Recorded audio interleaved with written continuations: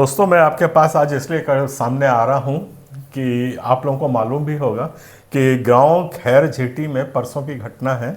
ये मगरलोड थाने के अंतर्गत आता है, जिला धमतरी है। यहाँ पे एक ईसाई परिवार में मृत्यु हो गई। 74 वर्ष की महिला थी, वो गुजर गई। और जब उसके गुजरने के बाद उसके शव को लेकर के दफनाने के लिए जब गए, तब वहाँ पे गांव वालों को कोई आपत्ति नहीं थी, पर कुछ लोग बाहर से आकर के, उसमें बाहर दूसरे गांव से आकर के उन लोगों ने आपत्ति करी कि नहीं, हम इसको यहाँ पे दफन कफन नहीं करने देंगे, ये सरकारी ज़मीन है। और फिर मामला काफ़ी बड़ा, लड़ाई झगड़ा ये वो सब, उन डिटेल से नहीं जा रहा हूँ। पर सबसे बड़ा सवाल आज ये पैदा होता है कि गाँव वालों को कोई आपत्ति नहीं थी, बाहर से वो कौन लोग थे जो आए थे, उस ओर सरकार बिल्कुल ध्यान नहीं दे रही है।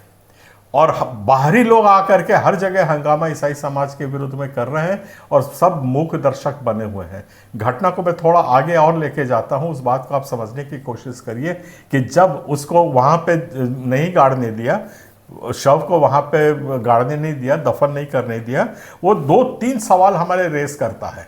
सबसे पहली बात यह है कि जो शमशान घाट उस गाँव का जो है वो सरकारी भूमि पर है, और सरकारी भूमि पे किसी भी जात का, किसी भी धर्म का कोई भी व्यक्ति जो जा करके वहाँ पे अंतिम संस्कार दे सकता है। ये हमारा संवैधानिक अधिकार हर एक धर्म को और हर एक समाज को दिया गया है।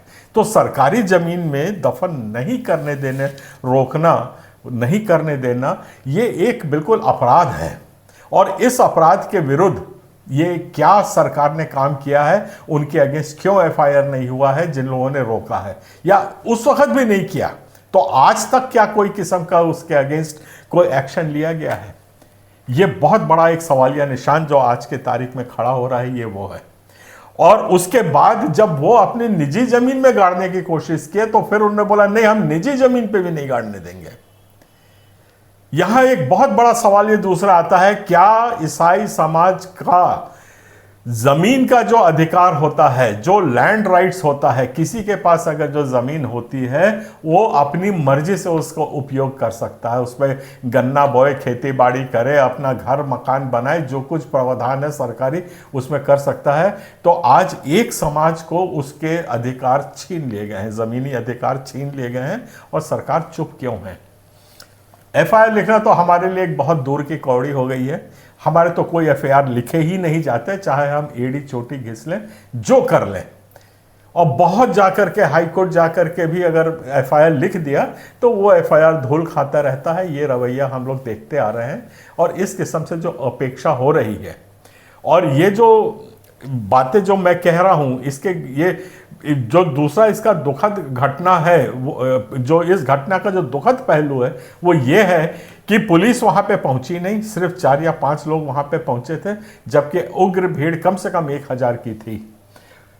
उसके बाद वहां पर पे जो एसडीएम और बाकी लोग जो पहुंचे थे, वो जो अधिकारी जो गए थे, जिला अधिकारी वहां पे गए थे, वो कुछ देर तक बात करते रहे और वहां से वापस चले आए। उनके सामने भी हम लोगों ने यही सवाल रेज किया था, क्या हमारे अधिकार समाप्त हो गए हैं? हम अपनी जमीन पे, सरकारी जमीन पे कर दो। बिल्कुल मौन थे, चुप थे, कुछ नहीं कहा उनने, और उठ के अपना वो चले गए। ये हाल रहा है हमारे उनके व्यवहार का। उसके बाद फिर हमला हुआ, आक्रमण हुआ, मारा पीटी हुई, और क्या नहीं हुआ वो सब होता रहा। और सिर्फ पुलिस घरों के अंदर घुस घुस के हम लोग गए। बाकी चलो, ये शव को उनने सड़क पे छोड़ दिया, शव को नहीं दफनाया, तो वो आज समाज तो मान रहा है कि चलो आपको नहीं गाड़ना, इसको चाहे कुत्ते खाएं, गिद्ध नोचे, हमने ये लाश को यहाँ पे छोड़ दिया है। उनने इस लाश को वहां पे छोड़ दिया। उसके बाद कौन सा अधिकार था? और किसी का आज ईसाई का मरना भी एक अपराध हो गया है। मतलब एक ईसाई मर गया इसलिए जाकर के उनके घरों में ताबड़तोड़ हमला कर रहे हैं, उनको मार रहे हैं, पीट रहे हैं, महिलाओं को खींच खांच रहे हैं, घर के अंदर घुस रहे हैं, और पुलिस साथ साथ जा रही है उनके। ये कौन सा जंगल राज यहाँ पे स्थापित हो गया है, आज हमको सोचने के लिए मजबूर कर दिया है। ये इसको आपको बहुत गहराई से सोचना है, इस रवैये को। और उसके बाद जब उन लोगों से जिला लेवल पे नहीं समझा तो उनने हम लोगों को फोन किया, और मैं पूरे ताकत के साथ बताता हूं कि मैंने एसपी साहब को कम से कम 10-12 बार वहां से फोन किया, यहां से उनका फोन स्विच ऑफ आया। उसके बाद मैंने आईजी महोदय को यहाँ से फ़ोन किया कि वहाँ पे कोई संपर्क नहीं हो रहा है, जिला में इस किस्म का एकदम भीड़ तंत्र चालू हो गया है। इस मंशा से मैंने आईजी साहब को फ़ोन लगाया। आईजी साहब को आउट ऑफ कवरेज आया है, फिर उसके बाद आता रहा अनरीचेबल है। ये प्रक्रिया हमारे करीब 10 बजे से लेकर शाम के 5 या 6 बजे तक हम लोग इस किस्म से कोशिश करते रहे। आज पूरा शासन प्रशासन शिथिल हो गया है, निठल्ला हो गया है। और इसके बाद जब हम लोगों ने वहाँ पे जो छोटे कर्मचारी थे पुलिस के, उनको खूब जाके वहाँ के लोकल लोगों ने बोला, तो उनने बोला कि हमको ऊपर से आदेश है। ये चौंकाने वाले आदेश है। मैं इसे, और ये पहली घटना नहीं है, ये घटना हर रोज़ हो रही है। चाहे आप उसको जगदलपुर देखिए, सुकमा देखिए, और बाकायदा हर दिन यही होता है घटना कि शव को गाड़ने नहीं दिया जाता है। ये बहुत बड़ा षड्यंत्र चल रहा है जिसमें ईसाई समाज के ज़मीनी हक से उसको वापस हमसे लिया जा रहा है। ये है षड्यंत्र जो कि चला जा रहा है। मैं इसके लिए हम लोग अभी एक याचिका बना रहे हैं, इलेक्शन कमीशन को भी देंगे और इसकी तैयारी पूरी कर रहे हैं।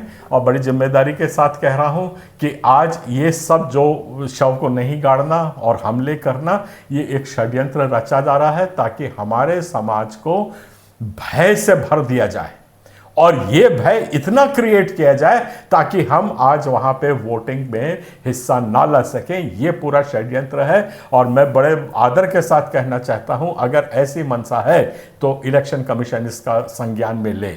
जो पूरी लॉ एंड ऑर्डर सिचुएशन जानबूझ के यहाँ पे हमारे ही समाज के विरुद्ध बिगाड़ी जाती है, इसके पीछे जो षड्यंत्र है उसका मैं खुल के आरोप लगा रहा हूँ कि आज ईसाई समाज को पूरा भय से डुबा देना है, भय मुक्त नहीं होने देना है, ताकि हम अपना वोट स्वतंत्रता तरीके से नहीं डाल सकें। क्योंकि आज ईसाई लोग अपना मन बना रहे हैं कि हम कोई भी बड़ी पार्टी को वोट नहीं देंगे करके। तो इस किस्म की टेक्निक्स का हमें आशंका लगती है, इस किस्म का भय हमारा व्याप्त है हमारे मनों में। तो ये हमारे आरोप हैं और बहुत ज़्यादा इस पर मैं और नहीं बोलूँगा, पर आपको थोड़ी सी बात इसमें और बताना चाहता हूँ। खैर झीटी में की जो घटना है मैं बता रहा हूँ कि शाम को 5 बजे करीब जो 4 पुलिस वाले बचे थे वो भी चले गए थे वहाँ से। उस वक्त वहाँ पे कोई भी किस्म का प्रोटेक्शन हमारे पास नहीं था, जबकि 5 पादरियों को मारा पीटा गया था, बहुत गंभीर चोटें भी आई हैं, सब कुछ हुआ है। महिलाओं के साथ भी वहाँ पे धक्का मुक्की हुई, सब कुछ हुआ है। और वहाँ पे एक नाम मात्र 4 पुलिस वालों का दल था, वो शाम को वहाँ 5 बजे वहाँ से चला गया। 6 बजे करीब 500 की उग्र भीड़ ने उस मकान को, जहाँ पे पादरी एक अंदर फंसा हुआ था और जहाँ पे वो शव को रखा था, पहले उन लोगों ने उसको घेर लिया और सब हथियार बंद थे, सब हथियारों से लैस थे, जो कुछ भी गांव के हथियार होते थे, और जोर से हुंकार भर रहे थे कि आज हम इनको मार डालेंगे, काट पीट के इनको ख़त्म करेंगे करके। और इतनी भारी घटना होने के बाद भी हमारे पास कोई भी संपर्क सूत्र नहीं था कि पुलिस को या शासन के प्रशासन तक पहुंचने के लिए या उनको बताने के लिए, और लोग घर में दब के बैठे रहे। फिर हम लोगों ने कैसे भी जा कर के जो छोटे कर्मचारी हैं उनके हाथ पांव जोड़े, उनको बोले कुछ तो मानवता रखिए आप, कोई आदमी वहाँ मर जाएगा उसके तकड़े कटेंगे। वहाँ के टीआई साहब ने बोला जो कुछ मेरे से बनता है साहू जी करके हैं, तो उन लोगों ने तुरंत वहाँ पे रात को फोर्स को भेजा, वहाँ पे पेट्रोलिंग करी, और जो ही उसके घर में घुसे तो वो पादरी जो अंतिम संस्कार देने आया था बहुत ज़्यादा डरा हुआ था और बहुत टेंशन में था। पुलिस को देखते ही साथ वो अचानक एकदम गहरी निद्रा में चला गया, नींद आ गई उसको। वो तो उसको पुलिस ने बहुत अच्छी तरीके से उसका मतलब रहमी के साथ पेश आए और उसको आराम से सोने दिया, और रात को 2 बजे जब उसकी नींद खुली तब उसको उठा करके घर के ले गए। ये कर्मचारी का था, पर ये आला अधिकारियों ने आज हमको जवाब क्यों नहीं दिया, ये बहुत बड़ा एक प्रश्न चिन्ह रेस करता है। और ये अशांति अगर इस तरीके से फैलती गई तो मैं कई बार बोलता आया हूँ कि ये सिर्फ हमारे समाज तक सीमित नहीं रहेगी, ये आग बढ़ती जाएगी, बढ़ती जाएगी, बढ़ती जाएगी, और हमारे सारे अधिकार तो छीन ही लिए गए हैं। आज हमारे वोट के अधिकार से भी ईसाई समाज को दूर करने की कोशिश की जा रही है। इस ओर सरकार ध्यान दे। बाकी जो कुछ कॉन्स्टिट्यूशनल संवैधानिक विकल्प हमारे पास है वो सबको तो हम लोग उपयोग में लाएंगे, पर ये एक बहुत बड़ा काला धब्बा आज शासन प्रशासन पे और हमारे सरकार के ऊपर लगा है, जिसके लिए मैं फिर से आग्रह और निवेदन ही कर सकता हूँ कि सरकार जागे, न्याय दे। आज हम न्याय के भूखे हैं। इन बातों से अपनी बात को समाप्त करता हूं। मैं अरुण पन्नालाल बोल रहा हूं, अध्यक्ष छत्तीसगढ़ क्रिश्चियन फोरम रायपुर से हूं। सबको जय जोहार, जय छत्तीसगढ़, जय मसीह।